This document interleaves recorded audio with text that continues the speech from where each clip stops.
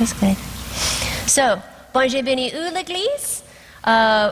Grace à la paix pour vous sortir Ministries Global à Cornerstone. Muy content d'adorer à vous matin. So, God bless you. Grace and peace with you from Global Ministries and Cornerstone, and I'm very happy to be worshiping with you today. So, as you know, my name is Michelle, and I'm going to be sharing with you my experience in Haiti called Hearing Haiti. That's me. I am your mission co-worker. We can go next. So, qui ça vous connaît sur Haiti? What do you know about Haiti? What does Haiti mean? When and how did Haiti gain its independence? What is the population of the country? What is Haiti's official religion? What did France demand of Haiti? And what does the United States owe to Haiti? So this is going to be a little different. I do ask for audience participation. So throw up an amen if you feel the spirit, or throw up a hand if you have a question. So, what does Haiti mean? Anybody know? Means mountain. Deyemon Gamon. So beyond the mountains, there are more mountains, which is a very popular Haitian proverb. Can mean any number of things that you want it to be. So fact check. Haiti gained its independence from France in 1804, making it the world's first black republic. It is also the first country to have a successful slave revolution.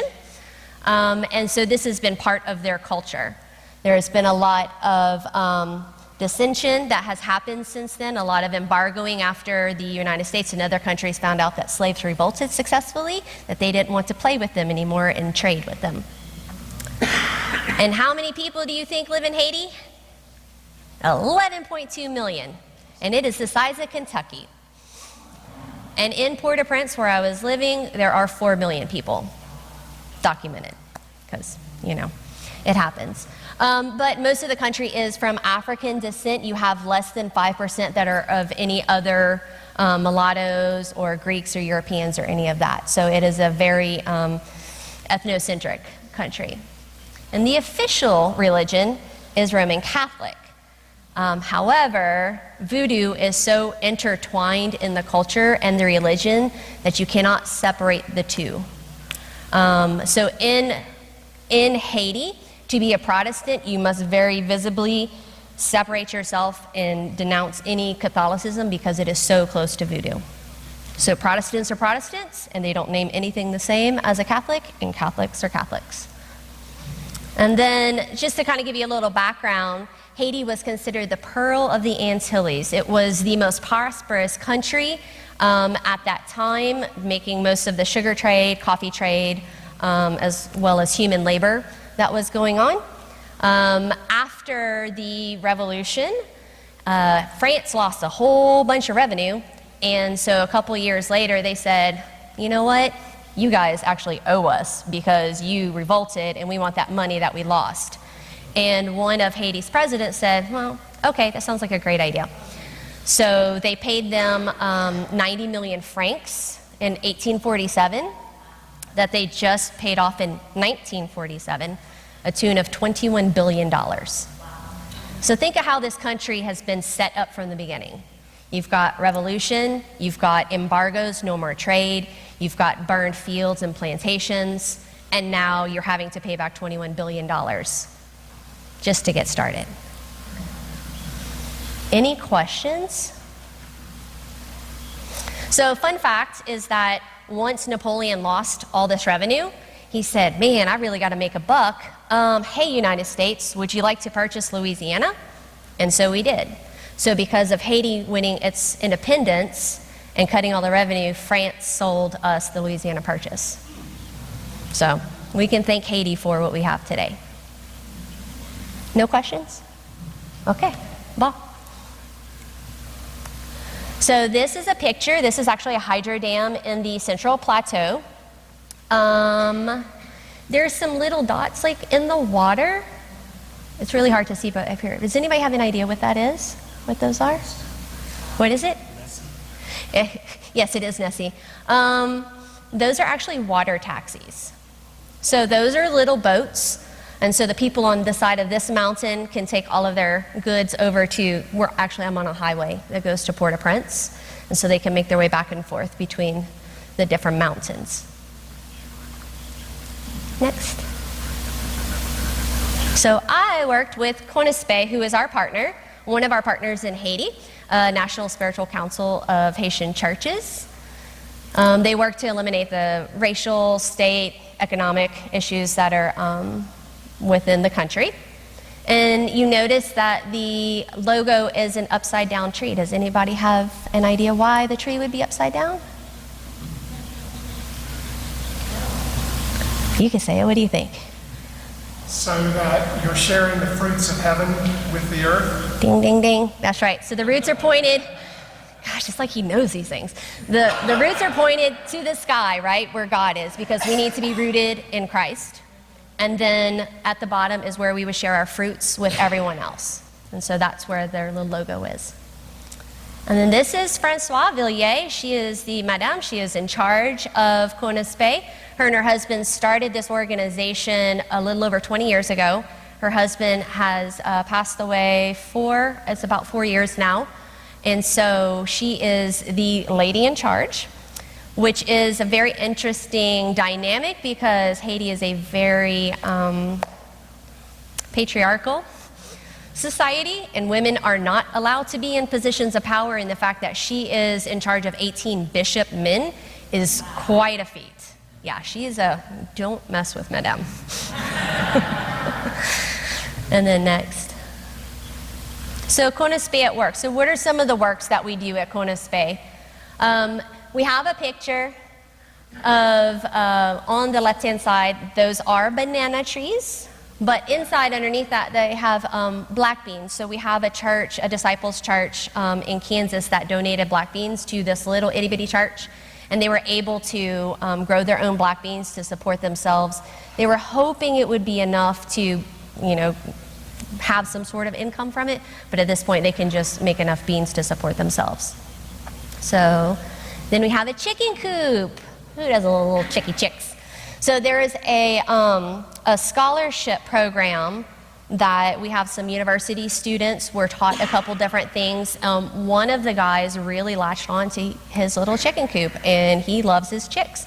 And so he raises enough chicks now to continue to raise them, sell the eggs, sell the chickens, and then buy enough feed. And he's very, very successful with this. So another thing, obviously, about CONASPE is community. So there's about 9,500 Protestant churches. It's all ecumenical underneath the umbrella of CONASPE throughout the whole country. And so whenever you donate to global ministries, part of that money goes to CONASPE, and CONASPE then shares it with all the other churches. And that's just one picture of a Sunday. So what is church like in Haiti? What could it be?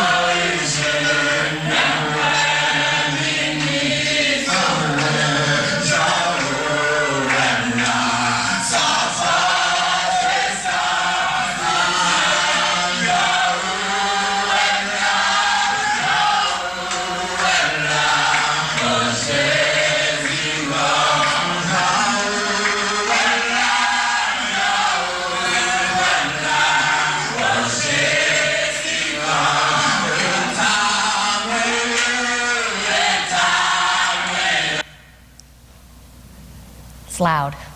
Yes. Nope. Not at this time at this church. Correct. Some churches have some instruments, but not all churches have them. It's expensive. What else did you notice? Lots of hands. Oh yeah. Yes, this is thank you, Lord. Merci Seigneur. This is how they do it. Can you go back one for me? Or back to, just so the video doesn't play? Do you notice anything on the women? Women cover their heads, right? It's a very conservative country. Your shoulders are covered, your head is covered. The younger women are starting to kind of get away from it, but for the most part, you don't. You always wear a skirt. If you're a woman, you wear a skirt in public. You don't wear pants. Yeah, okay, now we can go. And then building futures. So, most churches have a school attached to them. At the home office where I was with CONASPE, we had a school, College St. Andre. And this is, every morning the little kids line up by grades, and then they say their Pledge of Allegiance and have a prayer and then start their school day. Do you notice anything? They are dressed up. You have to have uniforms. It distinguishes which school you go to and also which grade that you're in. So you can see like their uniforms kind of change as they progress down the lane. That's just one school. That's one. Yes, that's where I worked. Next slide. Michelle, do they have like to 8th grade and then high school, or how is the school set up? They have primary, which goes to 5th grade, and then secondary, which is all the way up. And then university is after that. So, yeah. This particular school had about 550 kids, all ages from 3 to 21, because it's not you have to pay for school. It's not public, and sometimes you can't always make your payments. And so you just kind of go to school as you can. So that's why it goes all the way up to 21. Yeah? It says college, have little kids. They do call it college, yes. University is considered our upper, yeah. So a lot of them, they'll call it college to give it a little more prestige. To give you a quick idea of how much schooling costs in Haiti, it's about $170 US a year. So think about that. If you make $5, if you have a job, and you make $5 US a day, and it costs you $170 for your fees, plus your uniforms, plus your lunch, plus your transportation, and you have 4 kids, how do you choose who gets to go to school? So, next slide. Crazies. Okay, so the ones on the left, that's one of my classes. The ones on the right are the little bit younger guys, but they're always playing football or soccer. So anything that they can kick, they're kicking constantly. Deflated soccer balls, anything, literally anything they will kick. And then our next slide is the girls. Girls are girls, teenagers are teenagers, no matter where you are. So they're always preening for the camera. And then last Christmas, Tonton Noel showed up and was able to give a Christmas present to everybody in the primary school, which is a big deal. Christmas is not celebrated the same way that it's celebrated in the United States. Christmas Eve is usually a big party, like all night. I came in at 4:30 that morning. There's a lot of whiskey involved. I didn't partake. But there's a lot of whiskey involved, and then you kind of sleep in on Christmas Day because Tonton Noel can't visit all boys and girls, and so you don't really expect to have presents, so it's more of a celebration. You go to midnight mass and then you just party all night. But they got to see Tonton Noel. Should have seen those kids crazy.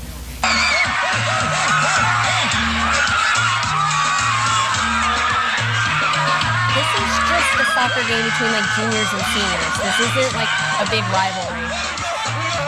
A day after school. Normal chaos, a lot of chaos. It's very loud in Haiti. They're very vibrant, very loud. They like to argue, not to be ugly, but just they like debate. So question, how many languages do you need to know to communicate with the rest of the world? We have 1. What else? What do you think? 3? 4? As Americans, we only need 1 language. Being in a position of privilege, everybody else in the world learns English so that they can work with us. So, in Haiti, they go to school, if they can go to school, they will be taught in French, their home language is Creole, and then they learn English and Spanish as well. So they'll have 4 languages by the time they graduate. And then here's some of my students. We're doing conversational English. My largest class was 71 students. My smallest class was 35. We have no running water, no electricity, no resources. I do have 1 whiteboard in that 1 class. Other than that, it was a chalkboard. And so, yeah, it's fun. Classes in Creole, or the language you use when I started with a little bit of Creole, but as I learned, conversational, then I could communicate with them better. And there are enough students in each class that are conversational in English that if I got stuck, I could talk to them, and then they could translate for the rest of the kids. But this class was like this one's like 56 kids in this, and they're 18, 19, 20-year-olds. They ended up being my favorite class because there was about 12 of them that actually paid attention. Like, as you get, that's how close. They just scoot all the way up, and I'm like, okay, I'm gonna try to write, and like, got it. But yeah, they're sweet. So that was a little more advanced. Any other questions? Yes? Yeah. What they do to earn a living and what do they eat? Due to earn a living is kind of, there's an 80% unemployment rate in Haiti. 80% unemployment. 37% of Haiti's gross income is from people working abroad and sending their money back home to take care of their families. That's how most Haitians survive. It's expected to take care of your parents and your family. Yes? I'm just curious, I don't know if you said this or not, hearing is not that good, but what are the square miles? How big is Haiti? Haiti's the size of Kentucky. Good size island. Well, that's just our side of it. 2/3 of it is Dominican Republic. 1/3 of Hispaniola is Haiti. Yeah. What do the kids say is the biggest thing? They want jobs. But some of the university students are understanding now that they're coming up on their 3rd and 4th year that there's no jobs for them, that they've gone to university and then what? Exactly. Then what? Yes. What do they eat? Rice and beans. Shucks you. Every day. Rice, beans. Beans and rice. Red beans and rice. Beans, rice, and chicken. And then rice and beans. So, yes. It's delicious. It's so close to South Louisiana. Like, I came back after, I'll get you a story. I came back after church camp, and everybody was like, oh my God, Michelle, you are so big. You are so fat. Your face is so round. I was like, thank you. You know, I love to eat, don't I? But yeah, it's delicious food. It really is. It's just rice fills you up, and rice is fairly cheap. So that's why it's a lot of rice there. You're not going to get milk, but you'll get fruits and veggies. Just not a lot. Mango is all over and delicious. Ananas, pineapple is there, bananas, and things like that. So yeah, we have a lot of, but you're going to eat rice and beans every day, and goat, and chicken. Yes, Miss Deborah. Hurricane Matthew, they're getting better because the water wiped out all the crops because the salt water destroyed everything. They're still trying to rebuild that area. It's always a slow process in Haiti, you know, with all everything that's happening, political turmoil, you don't know what's happening. Each day, protests, commerce stops, and then the whole country comes to a halt. Good question. Yes? How do you personally deal with the voodoo stuff and the Christianity stuff going on? Avoid it. Oh, it's around. You can feel it. Like, we live in a spiritual realm, and when you're somewhere there, you can feel, you know the stuff is happening that you can't see. You gotta pray up. I mean, and that's why church is so important. That's why they are very much praying every single day, relying on God, because you have to. You have to guard your heart when you're there. Oh, it's everywhere. It's everywhere. Have they fully recovered from the earthquake? Absolutely not. That's what I thought. It's pretty dang close, but they will never, I don't think they'll ever fully recover. As soon as we start to get somewhere, then we have a coup d'etat and everything stops. Like, we still don't have electricity. We don't have any infrastructure, so we don't have sanitation. We don't have running water. 1 in 3 households in Port-au-Prince have city power, and that only lasts 7 hours a day. And then because of the gas shortage that's happened, it's running at about 15%. So you might maybe get to charge your cell phone. And then what do you do? Like, how do you, unless you have a generator, which is very expensive, which takes diesel, which is also very expensive. Yeah. Good questions. Next. Huh. Oh. This might be getting in the weeds a little bit, but you mentioned a couple things that went off in my head, the population and then the poverty, Yes. which I think is reflective of the fact that there is, I hate to sound like a capitalist, folks, but there's little or no industry, offshore industry attracted to the country. Is there anything in Haiti's future? Because to me, that if Vietnam can make it back, I don't think Haiti, with its population, would be a good place to invest. I assume it's political strife that keeps people away. It's corruption. Yeah, it's a good question. That was a long question. Can Haiti make it back?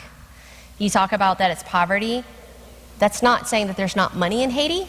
There is money, there's billions of dollars in Haiti with aid, but it doesn't get to the people who need it because it stops at the top. Poverty is a moneymaker.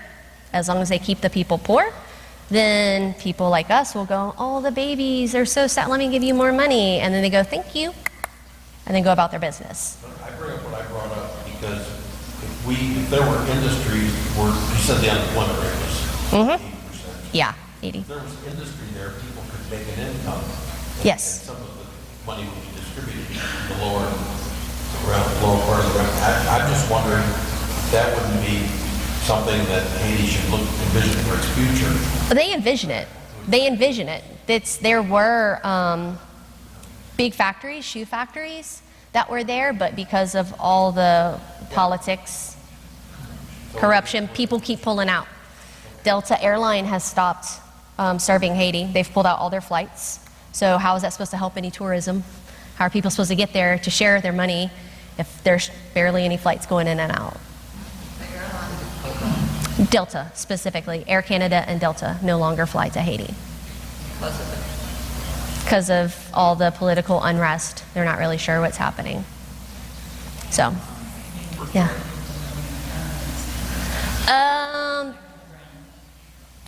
Roadblocks, burning tires, rocks, can't go outside of your house, can't go to school. The students just started back to school December 2nd. And they can only go, they can't wear their uniforms because they'll be targeted. The bandits and the opposition don't want them going to school, so they've threatened to kill the kids if they go. But at this point, they need to go to school. You know, they've already paid the money, and they need an education. They need to understand that's the only way to be successful and get out of Haiti. So currently, that's the situation that's happening right now. They just want to keep them. They don't want them to go to school. Nope, stops commerce. And then if everything stops, then the opposition believes that they'll get their way and the president will step down. That's what's happening right now. Big picture. So this is my crazy class. They're 13, 14-year-olds, and they can't keep their hands to themselves. They have to touch and talk and move, and yes, they're fun. They make me cry. They've made me cry a few times. But as you notice, it's I had to lighten up the picture because, again, we have no electricity. And so it's very dark. There we go. Sorry, my tape is moving. Also notice that everybody sits on top of each other because that's a Haitian thing. Get snuggly with everyone. And then next, here are some of the girls cleaning up the library. I wish I had another picture. So their library is all old donated books. 1967, 1968, a double copy of 1968 encyclopedia, then it jumps to 72, some are in German, some are in English, just, you know, whatever. Just a smorgasbord. And then this is Denis. He was a junior. He's really good with English, and he's just, oh, I changed the picture. He has this absolutely charming smile, and he's just such a great kid, such a visionary for Haiti. He was gifted, also through another Disciples Church, was gifted a sewing machine because they do have sewing classes at college, St. Andre. And he learned to sew from a tailor that was in front of his house. So he watched him, and then he took some sewing classes at school. And then because he's bright and brilliant and charismatic, he got a sewing machine. From that, he has started a business. And so 2 years ago, he won the contract with the school to make all the backpacks for the students. And so he was able to take that money and then pay for his schooling. During the summer, he gets about 10 employees. He typically has 4 employees mostly. This past year, he was unable to pay his employees and pay for his school fees. And so he has dropped out as a junior. That's the choices that you make. Yeah.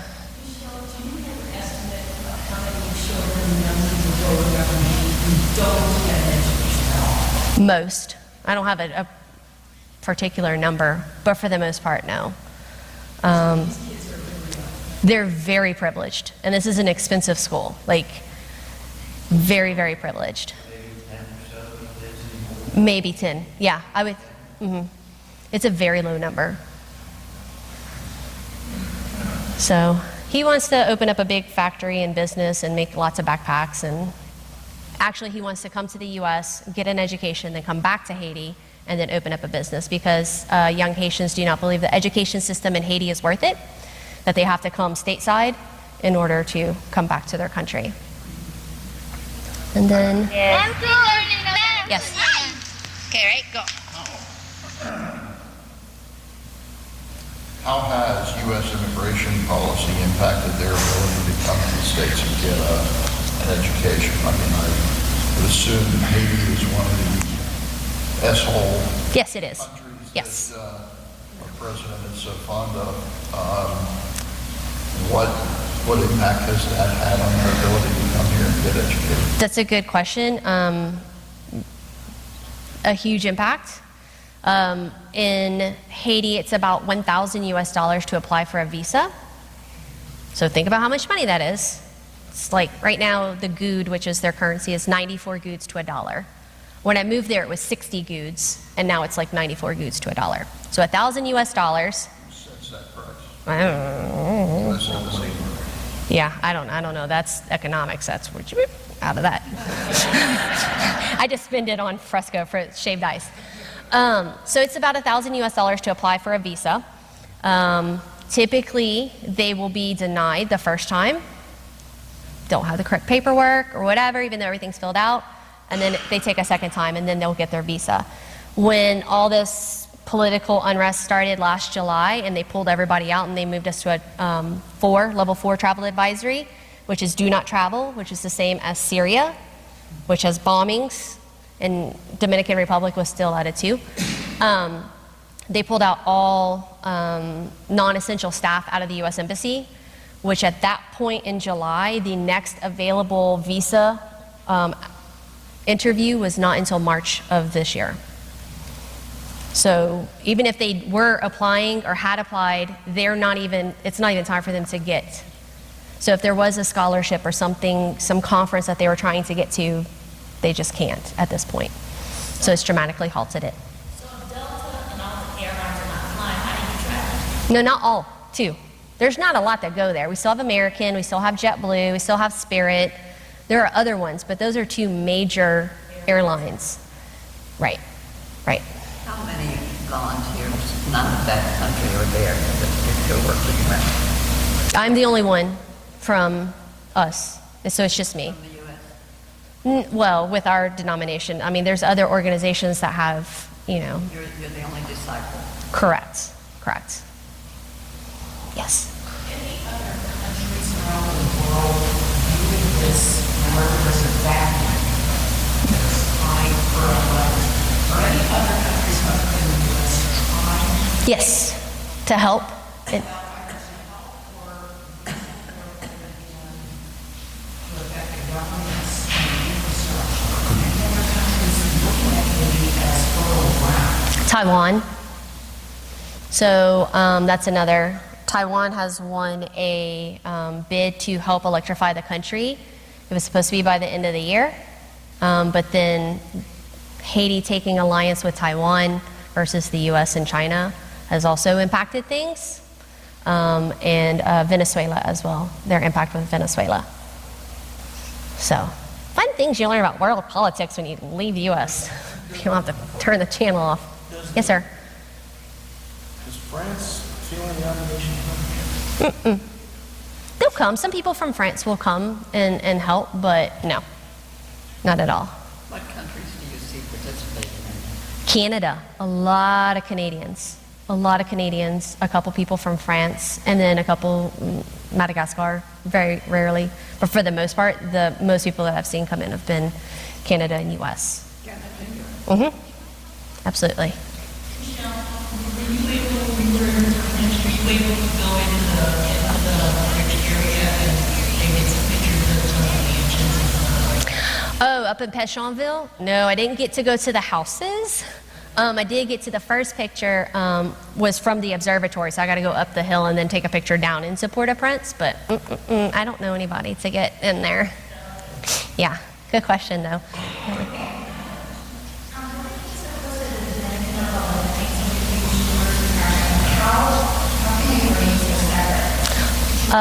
Prejudiced. Dominicans do not like Haitians. Very much so. It's a very tense situation. There is, in Dominican, there are Haitians who have migrated over, were not born in a hospital, don't have paperwork, documentation, have been there for a couple of generations, but because now they're stateless, Dominican is like, you have to go, you have dark skin, you must be Haitian, go, go, go. And they're like, I'll speak Spanish, I've been here, my grandfather was here. And so they're trapped. So there's Haitians, because Haiti's like, we can't take any more people. And Dominicans like, I don't like you. And so there are a whole slew of people that are just stateless at this time. Trinidad and Tobago, one's Christian and one's Muslim, Oh gosh, I didn't know that. Yeah, it's probably, I mean, it's a very divided line. Skin color always comes into play, doesn't it? Hospital started by Paul Farmer's What was that? A hospital by Paul Farmer? I'm not sure. There's so much. Everybody comes to Haiti. Everybody wants to save Haiti. Everybody wants to put their fingers and do what's best for Haiti, but I don't feel like that's the right thing, because we're not Haitian. We can't tell Haiti how to run Haiti, and we need to stop telling Haiti how to run Haiti and let them figure it out themselves, and stop, if you do this, I'll give you money, and if you do that, I'll give you money, because they need to figure it out. This is their country. So that's one of the things. You could tell a little synopsis of the history between the Haiti and Because I know you're talking about the discrimination and everything, but doesn't the history of the two countries play with that as well? The Spanish, well, in 1492, Columbus sailed the ocean blue. Where did he land? Hispaniola.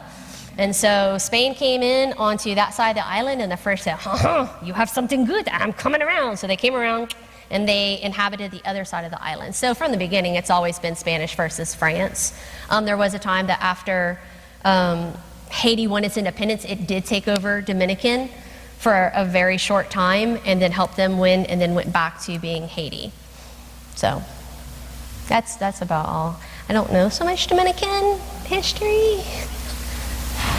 Good questions. Okay. What's next? Oh, kids. Okay, right, go. Uh-oh! I don't want to do that. Oh, they know them all. Yeah! Beep, beep, beep, beep, beep, beep, beep, beep, beep, beep, beep, beep, beep, beep, beep.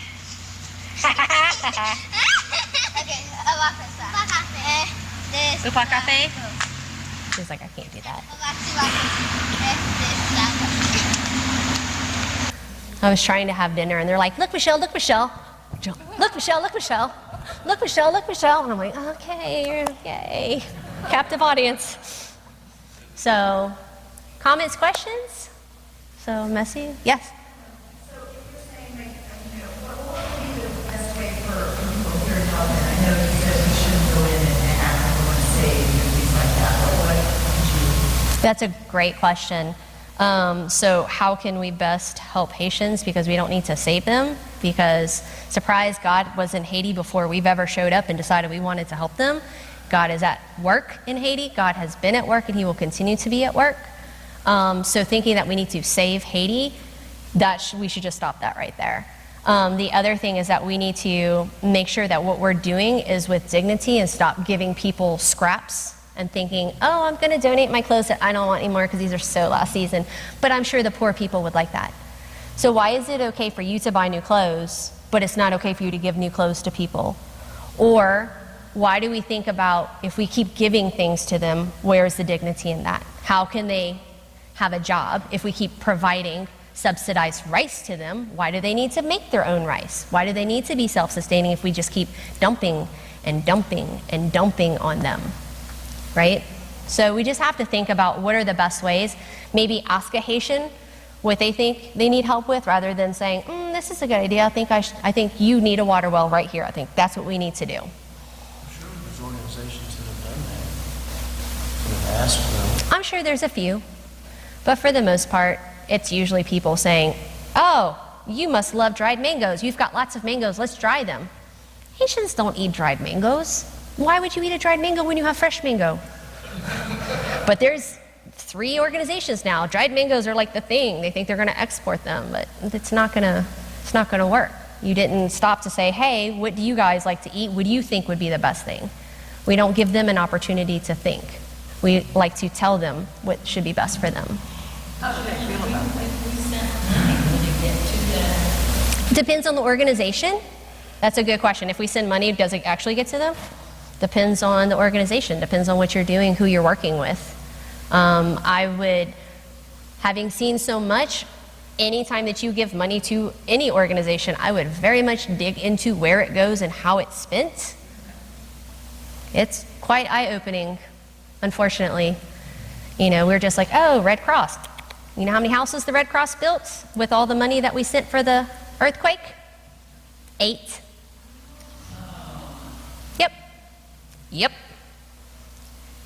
So, gotta learn how to research. Yeah. Gotta learn how to research. Yeah, it was eye-opening. Yes. Has the United States tried to put industry there to help employment? We have done a lot for Haiti. A couple years back, we have subsidized rice. So you can get a 50-pound bag of American rice for like $25 US. But great, that was good during a time, but now we've killed the rice industry. Or the fact that all these clothes that are dumped over from Goodwill, now we've killed. Why would you have to go to a tailor when you can just buy a t-shirt for like 50 cents on the side of the road? So we've killed the tailor industry, we've killed the rice industry, because we just keep dumping and dumping.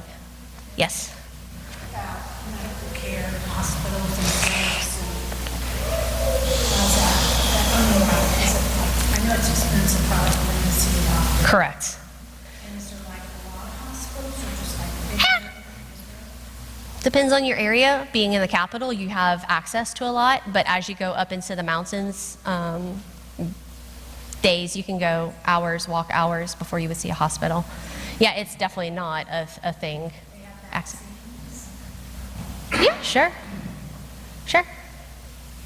It's not, understand, there's like no infrastructure. So it's whatever private hospital has come up and said, this is what we offer, that is what they get. Yeah. Okay. So sending money or whatever isn't always the best answer.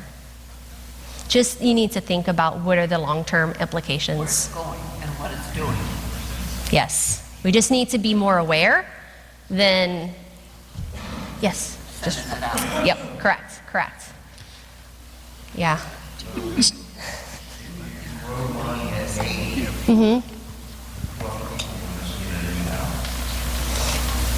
Depends on which organizations. There are a few good organizations that I've seen that help with like literacy, but we just need to think about how we are serving, not necessarily just giving money to any organization. Like if you're going to serve, think about what you're doing and how you're going to do it. Empowering people. Saying that some major corporation, government, or somebody from another country is doing there, just roll a bunch of money at it. Why did it by itself? Usually people get it and doesn't get it. All the time. That's why the gas always stays offshore and we don't get it. Okay. This is an incredibly powerful and enlightening conversation, and I want to thank Michelle, but I also want to let folks know that there'll be an opportunity after service to continue the conversation because we're taking Michelle to lunch. So if you have questions that didn't get answered or something, you'll have an opportunity then to do so. But I want to, first of all, let's just express our appreciation, Michelle, for her work and the work of the Haitians that are